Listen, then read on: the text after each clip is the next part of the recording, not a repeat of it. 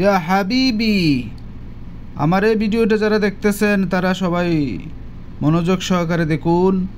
যারা সৌদি আরবে নতুন ড্রাইভিং করেন এবং পুরাতন ড্রাইভিং করেন উভয়ের জন্য এই ভিডিওটা। আজকে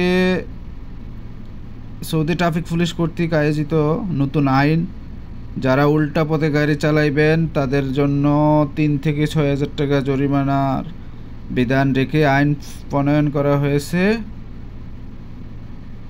অনেকেই আমরা আছি উল্টা পথে গাড়ি চালাই, ছোট অল্প একটু রাস্তা 1 মিনিট 2 মিনিট বইলা, এই সমস্ত কাজ কেউ করেন না, পরে কিন্তু বড় ধরনের জরিমানার সামনে পড়বেন, তখন কিচ্ছু করার থাকবে না, পুলিশের সামনে কথা বলারও সুযোগ থাকবে না। গাড়িটা থামায়া আকামাটার উপর,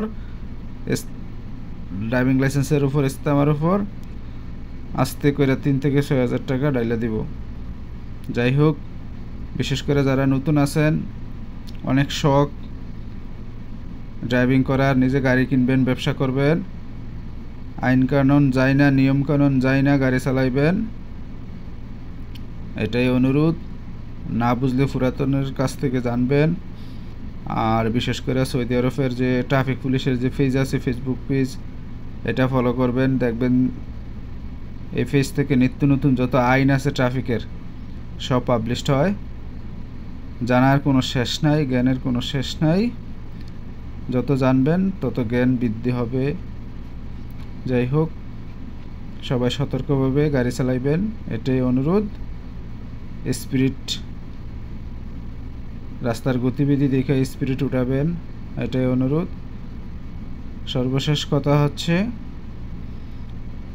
এই ভিডিওটা একটা তথ্যমূলক, সবার চোখে অনেক সময় আসে না, এই জন্য চিন্তা ভাবনা করলাম যে একটা ভিডিও বানাই, ভিডিওর মাধ্যমে সবার কাছে কথাটা উপস্থাপন করি। সবাই ভালো থাকবেন, আল্লাহ হাফেজ।